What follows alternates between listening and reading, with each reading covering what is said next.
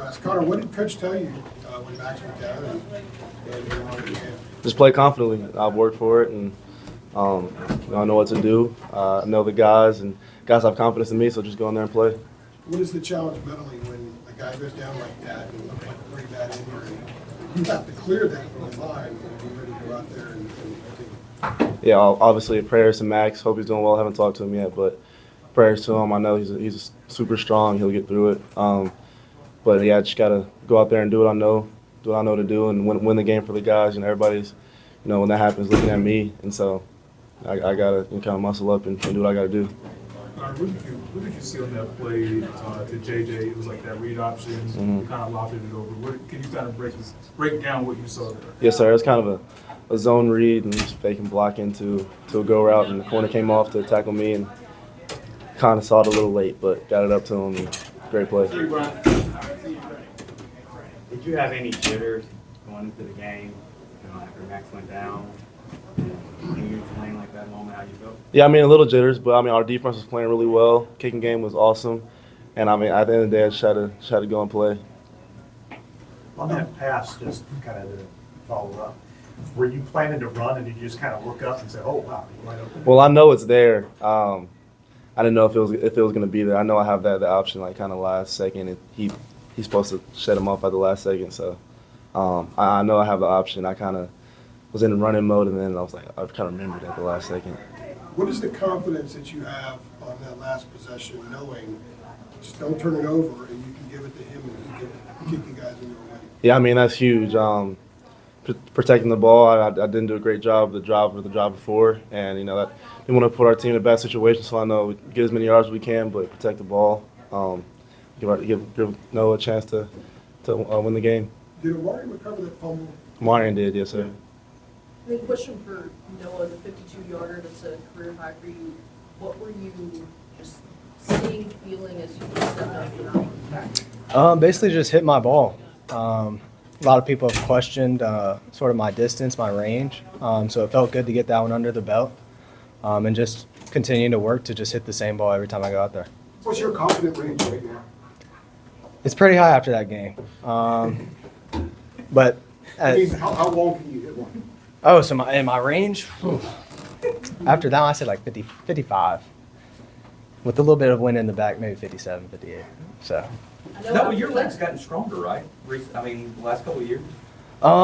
Career long tonight. Yeah, I wouldn't say it's gotten stronger. I'd say I've definitely started hitting the ball a lot better, which allows me to truly maximize the distance that I have. Gotcha. When you go back to the close of the season 2 years ago, when you struggled a little bit late, to where you are now, what has been the biggest difference psychologically for you to the point where you can make all these? I think you made 8 in a row in the 40 to 49 range.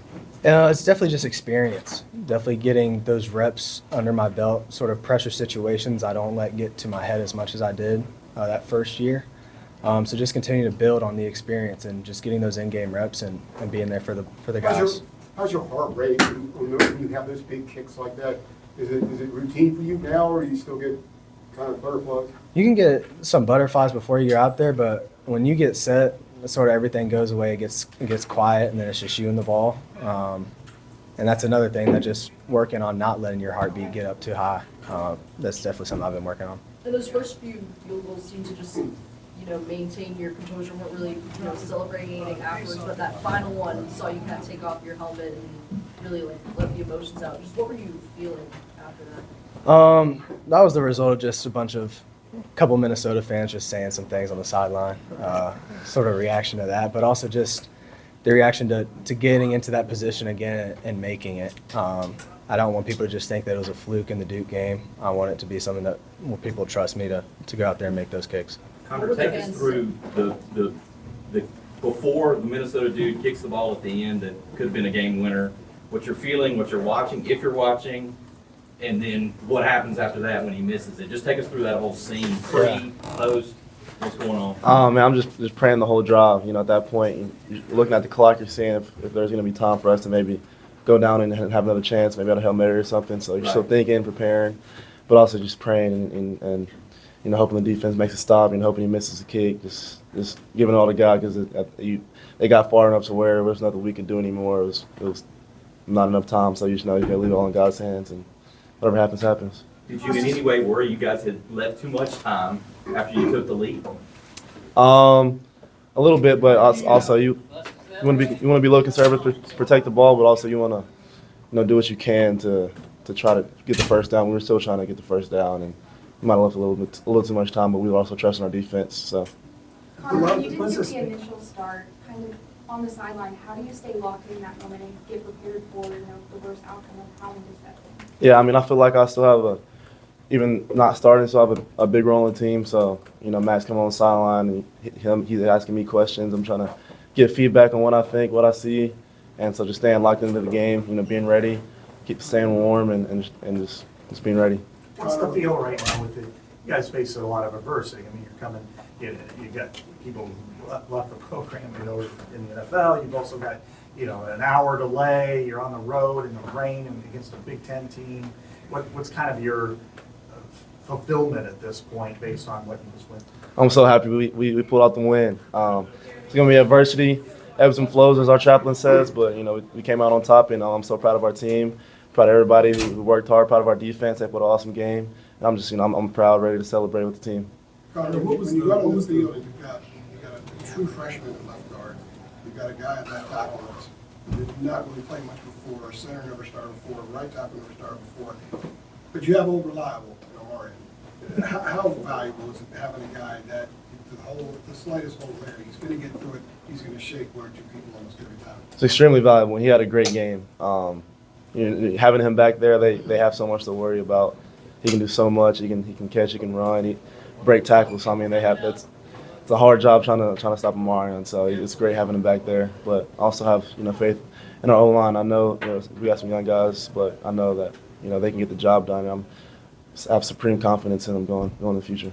Connor, you talked about obviously staying ready, the process of doing that. When did Matt kind of have that conversation with you and Mac as far as you and Max as far as who would go out there first, and just what was that conversation like? When was that decided?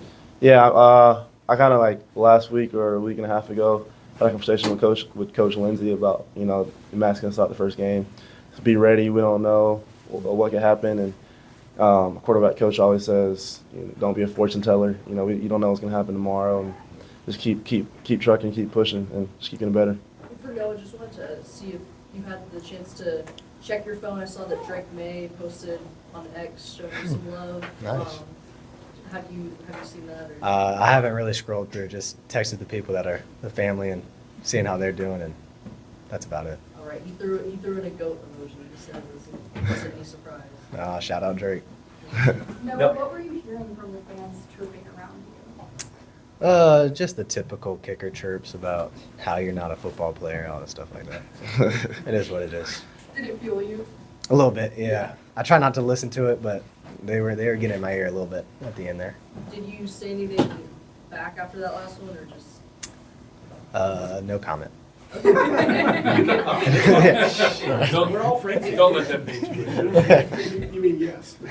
Noah, did you say anything? The first drive you guys got down to, I think 31, and they decided to go for it on like 4th and 3 or something, which 48-yard, 49-yard field goal for you. Did you say anything like, hey, I can make that? Like after they decided to go for it and didn't get it, I guess. Yeah, with it being the first drive, I'm sure we were just trying to get the momentum flowing. Sure. So I completely understand it.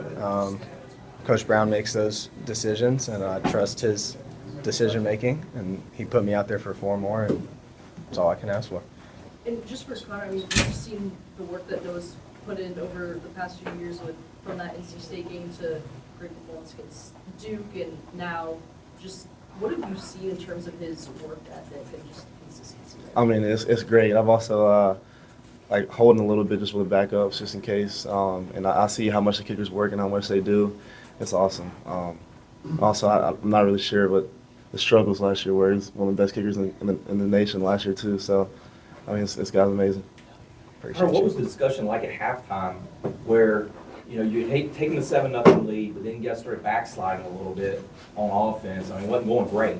What was just the discussion on offense about trying to get things in some sort of a rhythm, and was anybody yelling in there? I mean, like, was it a frustrating time? I think I'm so glad of how our guys handled it because everybody knew like we're gonna go through adversity. We came into the game, came to the season knowing like there's gonna be times where things aren't gonna go our way, and so there's no yelling in the locker room at halftime. There was nobody panicking, all staying calm, all just trying to figure out how to attack the next half.